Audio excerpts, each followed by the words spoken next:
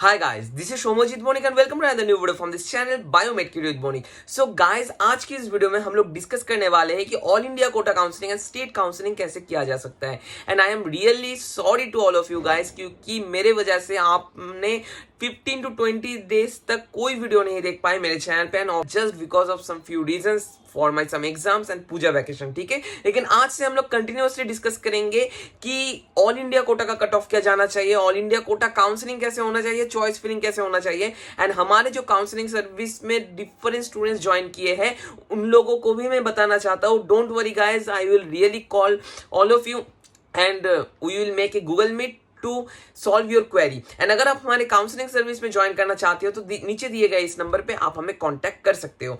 ठीक है, तो आज की इस वीडियो का मेन टॉपिक है कि all India Kota and state quota counselling में मेन इंपॉर्टेंट फैक्ट्स क्या क्या है एंड टाइमिंग्स क्या क्या होने चाहिए एंड ऑब्वियसली प्रोसीड्योर क्या है. बहुत से स्टूडेंट्स का यहाँ पर डाउट होता है कि भैया all India quota counselling state counselling में अगर हम लोग राउंड 1 में पार्टिसिपेट करें तो क्या हम लोग स्टेट काउंसलिंग के राउंड 1 में पार्टिसिपेट कर सकते हैं? हम लोग क्या एक साथ दो काउंसलिंग को पार्टिसिपेट कर सकते हैं? अगर हमारा ऑल इंडिया कोटा में सीट हो जाता है तो अगर हम लोग को सरेंडर करना चाहते हैं तो वो कैसे कर सकते हैं? एंड स्टेट में अगर हमारा सीट हो रहा है राउंड 1 में, लेकिन ऑल इंडिया के राउंड 2 में अगर हमारा एम्स हो जा रहा है तो हम लोग कैसे स्टेट के सीट को छोड़ सकते हैं? ये सब चीज को लेकर आज हम डिस्कस करेंगे, तो ऑब्वियसली वीडियो में अंत तक बने रहिए. एंड अगर आप हमारे काउंसलिंग सर्विस में ज्वाइन करना चाहते हो तो नीचे दिए गए इस नंबर पे आप हमें कांटेक्ट कर सकते हो. एंड मस्ट थिंग कि अगर आपने अभी तक हमारे चैनल को सब्सक्राइब नहीं किया है तो नीचे दिए गए सब्सक्रिप्शन बटन को हिट करना मत भूलना. And don't forget to hit the bell icon to get the latest notifications from this channel. तो चलिए without any further introduction let's start the. तो यहाँ पर जो देख सकते हो आप लोगों के लिए एक्सक्लूसिवली ये चार्ट मैंने प्रिपेयर किया है. एंड ऑब्वियसली हमारे काउंसलिंग सर्विस में जो एनरोल्ड है उनके पास भी जो ग्रुप हमारा है वहां पर हम लोग ये अपलोड कर देंगे बहुत जल्द से जल्द.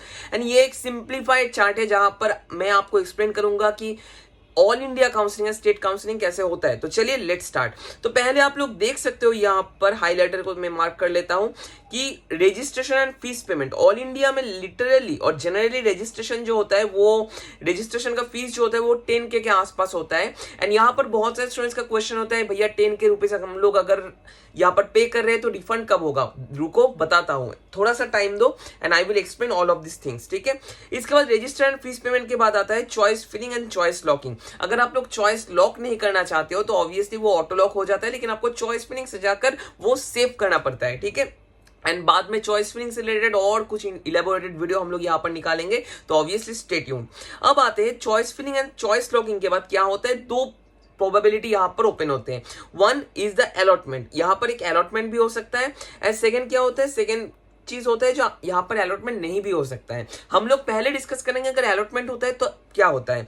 अगर अलॉटमेंट होता है तो अलॉटमेंट होने के बाद आपने पहले रजिस्ट्रेशन एंड फीस पेमेंट किया. रजिस्ट्रेशन फीस पेमेंट के बाद आपका जो पोर्टल और जो प्रोफाइल ओपन हुआ है वहां पर आपको चॉइस फिलिंग करना पड़ेगा. आप लोग चॉइस फिलिंग में जितना चाहे कॉलेजेस दे सकते हो. स्टेट काउंसलिंग में, ऑल इंडिया काउंसलिंग में कितना भी चाहे कॉलेज आप लोग वहां पर दे सकते हो. लेकिन चॉइस फिलिंग के टाइम पे एक चीज आपको दिमाग में रखना होगा कि वहां पर दो तरह का कॉलेजेस अवेलेबल होगा. वन इज डीम्ड यूनिवर्सिटीज जो प्राइवेट एंटायर प्राइवेट कॉलेजेस है, जैसे Kasturba medical college, Kalinga institute of medical sciences, ठीक है, एक्सेट्रा. एंड होगा गवर्नमेंट कॉलेजेस. तो ये चॉइस फिलिंग को लेकर हम लोग बाद में डिस्कस करेंगे, लेकिन अब ये प्रोसीड्योर जानना आपके लिए जरूरी है. यहाँ पर अगर आपका अलॉटमेंट हो जाता है, डीम्ड यूनिवर्सिटी हो सकता है, गवर्नमेंट कॉलेज हो सकता है, कोई भी, यहाँ पर आपका जो अलॉटमेंट होगा, अलॉटमेंट आप को यहाँ पर आप दो काम कर सकते हो. One is the report and take admission. जहां पर आपका अलॉटमेंट हो रहा है, कोई एक कॉलेज में आपका अलॉटमेंट हो रहा है through all India round 1 counselling, तो वहां पर जाकर आपको रिपोर्ट एंड अलॉटमेंट लेना पड़ेगा वहां से. ठीक है, और आप लोग क्या कर सकते हो, वो कॉलेज आपका पसंद नहीं आया, लगभग मैं समझता हूँ आप लोग राजस्थान से हो एंड आप लोगों का फर्स्ट राउंड में हो रहा है Malda medical college in West Bengal, लेकिन आप लोग क्या जानते हो, आप लोग जानते हो राजस्थान के स्टेट कोटा से आप लोग अच्छा सा कोई एक कॉलेज वहां पर अवेलेबल कर सकते हो. लेकिन आप लोग क्या कर रहे हो, वेस्ट बंगाल का कॉलेज आप लोग नहीं लेना चाहते, तो ऑब्वियसली वहां पर आप लोग रिपोर्ट नहीं करोगे. रिपोर्ट ना करने से क्या होगा, आपका यहाँ पर फ्री एग्जिट आप लोग ले सकते हो. मतलब अगर आप लोग रिपोर्ट नहीं करते हो एंड कॉन्सिक्वेंट राउंड 2 में आप लोग पार्टिसिपेट नहीं करते हो तो यहाँ से आपका फ्री एग्जिट हो सकता है. एंड फ्री एग्जिट के बाद 10,000 रुपीज जो आपने डिपॉजिट किया था वो आपका रिफंड भी यहाँ से हो सकता है. ठीक है, ये था फर्स्ट प्रोबेबिलिटी. सेकंड, आपका अलॉटमेंट ही नहीं हुआ. मैं समझ रहा हूं किसी का रैंक लगभग 30K है. ठीक है, 30K 40K और मैं समझ रहा हूँ 24K के आसपास किसी का रैंक है, मैं समझ रहा हूँ वो लड़का और बंदा और बंदी वेस्ट बंगाल से बिलोंग करता है, लेकिन 24K रैंक में तो ऑल इंडिया कोटा में फर्स्ट राउंड में नहीं होगा, तो उसका अलॉटमेंट नहीं हुआ। इवन राउंड 2 में भी 24K तक रैंक जाना ऑल इंडिया काउंसिलिंग और ऑल इंडिया कट ऑफ में पॉसिबल होगा या नहीं होगा, मुझे नहीं लगता कि 24K तक रैंक जाएगा कभी भी।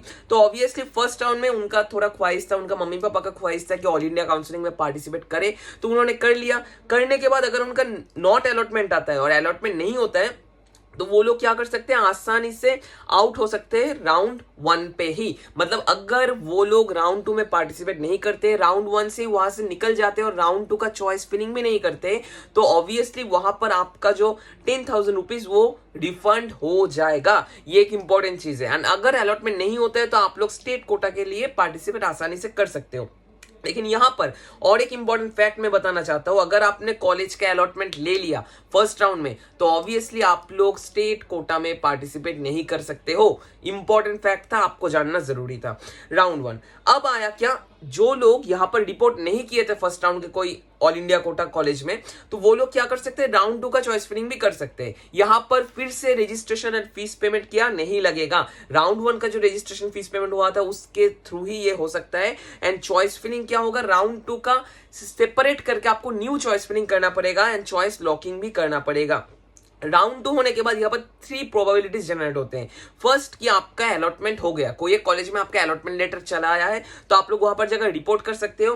रिपोर्ट अगर आप लोग कर लेते हो राउंड 2 में, अगर आप लोग रिपोर्ट कर लेते हो, तो obviously you are out of counselling. आप लोग किसी भी काउंसलिंग के राउंड में पार्टिसिपेट नहीं कर सकते हो, मॉपअप में नहीं कर सकते हो, स्टेट काउंसलिंग में भी पार्टिसिपेट नहीं कर सकते हो, क्योंकि दिस इज द अल्टीमेटम। ठीक है, इसका बाद admission and can not participate in other round of counselling. ठीक है, राउंड 2 में क्या होगा, आपका अगर कोई कॉलेज का अलॉटमेंट नहीं आता है, तो आप लोग फिर से राउंड 3 के लिए चॉइस फिलिंग कर सकते हो। यहां पर आपको फिर से रजिस्ट्रेशन एंड फीस पेमेंट करने की कोई जरूरत नहीं है। ठीक है,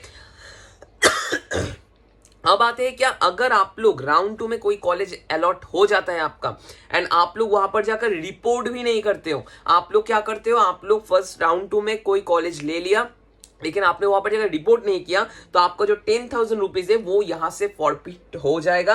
एंड आपको अगर आप लोग राउंड 3 में फिर से ऑल इंडिया कोटा में पार्टिसिपेट करना चाहते हो, तो आपको fresh registration and choice filling and fees payment करना पड़ेगा। मतलब 10,000 रुपीज आपको फिर से देना पड़ेगा।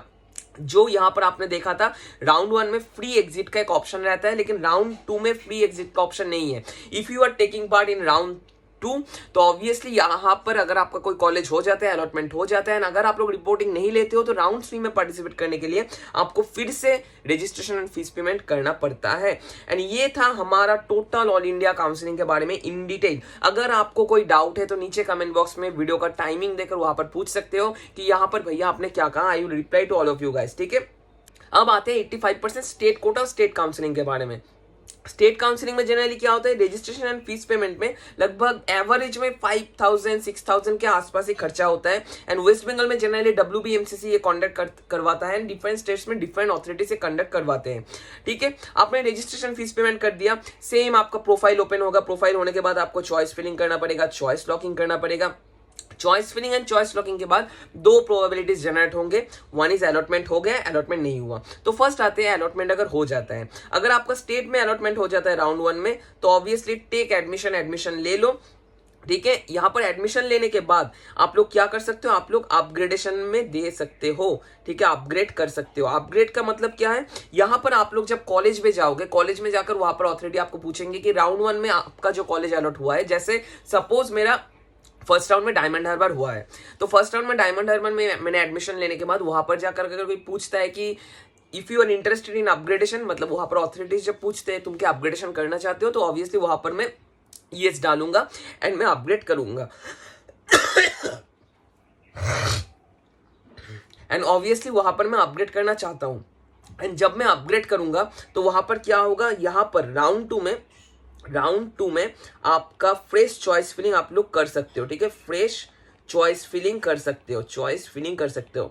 लेकिन यहाँ पर बहुत सारे स्टूडेंट्स का क्वेश्चन होता है, अगर मैं उसी कॉलेज में रहना चाहता हूँ तब क्या होगा। अगर आप लोग उसी पर्टिकुलर कॉलेज में रहना चाहते हो तो ऑब्वियसली आप लोग राउंड 2 में अपग्रेडेशन के बाद भी चॉइस फिलिंग नहीं करोगे। एंड अगर आप लोग अपग्रेडेशन में, जैसे मेरा डायमंड हार्बर है, अगर डायमंड हार्बर का कट ऑफ जा रहा है 24,000, तो मालदा का कट ऑफ जाएगा लगभग मैं समझता हूँ 26-27,000। तो अगर मैं डायमंड हार्बर राउंड 1 में अवेल कर सकता हूँ एंड राउंड 2 में अगर चॉइस फिलिंग में मैं मालदा देता हूँ, मुर्शिदाबाद देता हूँ, तो ऑब्वियसली उस कॉलेजेस में मेरा हो जाएगा। एंड यहाँ पर आप लोग ये रिटेन नहीं कर सकते। अगर आप लोगों को रिटेन करना है कोई कॉलेज, तो अपग्रेडेशन में देने के बाद भी आपको चॉइस फिलिंग नहीं करना होगा यहाँ पर, ठीक है। अब आते हैं क्या, अलॉटमेंट के बाद अगर आप लोग कोई कॉलेज में रिपोर्ट नहीं करते हो, यहाँ पर अगर आप लोग रिपोर्ट नहीं करते हो, तो यहाँ पर इस पिछले साल से न्यू रूल्स चालू हुआ है कि अगर आप लोग रिपोर्ट नहीं करते हो तो यहाँ पर आप लोग फ्री एग्जिट कर सकते हो एंड न्यू चॉइस फिलिंग आप लोग कर सकते हो इन राउंड 2। यहाँ पर आपको फ्रेश रजिस्ट्रेशन फीस पेमेंट करने की कोई जरूरत नहीं है। एंड राउंड 2 में भी सेम 3 पॉसिबिलिटीज जनरेट होंगे। वन इज द रिपोर्टिंग, और अगर आप लोग रिपोर्ट करते हो जो कॉलेज आपका अलॉट हो रहा है राउंड 2 में, वहां पर जाकर रिपोर्ट करते हो तो एडमिशन हो जाएगा एंड उसके बाद आप लोग किसी काउंसलिंग में पार्टिसिपेट नहीं कर सकते हो।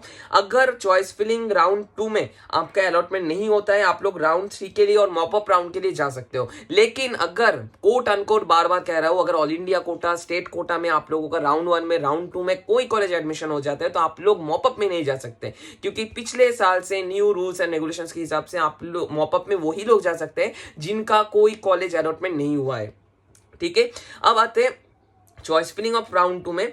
अगर आप लोग कोई कॉलेज पाकर भी नॉट रिपोर्ट करते हो, तो ऑब्वियसली आपका वो कॉलेज हाथ से गया एंड आपको राउंड 3 के लिए न्यू रजिस्ट्रेशन फीस पेमेंट करवाना पड़ेगा। अब आते हैं और एक इंपॉर्टेंट फैक्ट में, that is called the surrender of seat. Surrender कैसे किया जा सकता है सीट को, तो यहाँ पर एक कंसेप्ट में बताना चाहता हूं। अगर ऑल इंडिया कोटा राउंड 1 में आपका कोई कॉलेज नहीं हुआ, इंडिया कोटा राउंड 1 में अगर आपका कोई कॉलेज, नो कॉलेज, आपको कोई कॉलेज नहीं मिला, ओके, आपका कोई कॉलेज नहीं मिला and all India Kota round 2 में आप लोग को एम्स मिला, लेकिन यहां पर आप लोग देख पाते हो क्या, ऑल इंडिया कोटा राउंड 1 में ना कॉलेज पाने के बाद आप लोग कहां पर जाते हो, स्टेट कोटा राउंड 1 में।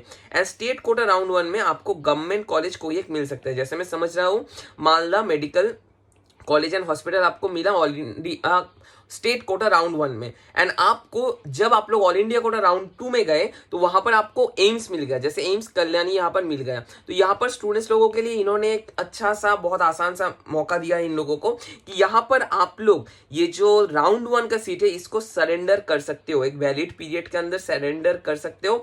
एंड सरेंडर करने के बाद यहाँ से एक डॉक्यूमेंट प्रोवाइड किया जाएगा, जो आप लोग जाकर एम्स कल्याणी में सबमिट कर सकते हो एंड ऑल इंडिया राउंड 2 के थ्रू आप लोग एम्स में जा सकते हो। स्पेशली ये सिस्टम लास्ट 2 साल से चालू है एंड ऑब्वियसली ये जो सरेंडर ऑफ सीट है ये 2 ईयर्स से चल रहा है। ये बहुत अच्छा एक फैसिलिटी है कि अगर कोई एम्स बंदा और बंदी एम्स पाता है तो ऑब्वियसली वो लोग गवर्नमेंट कॉलेज से एम्स में स्विच कर जा सकते हैं, ठीक है। ये एक इंपॉर्टेंट फैक्ट था जो आपको जानना जरूरी था। एंड यहाँ पर सरेंडर के लिए कोई फीस पेमेंट और कुछ भी आपको नहीं करना पड़ता, सिर्फ आपको एक डेट को आपको जानना होगा कि इस डेट में सरेंडर ऑफ सीट होता है एंड आपको स्टेट कोटा राउंड 1 में ये सीट सरेंडर करना पड़ेगा, ठीक है।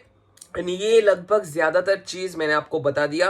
एंड यहाँ पर ऑल इंडिया कोटा में भी आप लोग सरेंडर कर सकते हो अगर कोई कॉलेज आपका अलॉट होता है राउंड 1 में। एंड अगर आप लोग वो सरेंडर करने का ऑप्शन भी रहता है कि वो कॉलेज आप लोग लेना चाहते हो, स्टेट का कोई कॉलेज लेना चाहते हो, तो ऑब्वियसली वहां पर भी आपको सरेंडर का ऑप्शन मिल जाएगा, ठीक है। ये बहुत इंपॉर्टेंट फैक्ट था जो आपको जानना जरूरी था। एंड वीडियो सेगमेंटाइज है, आप लोगों को अगर कोई डाउट है और कोई क्वेरी है तो नीचे जाकर सेगमेंट वाइज आप लोग चेक कर सकते हो एंड नीचे कमेंट बॉक्स में भी आप लोग हमें कमेंट कर सकते हो।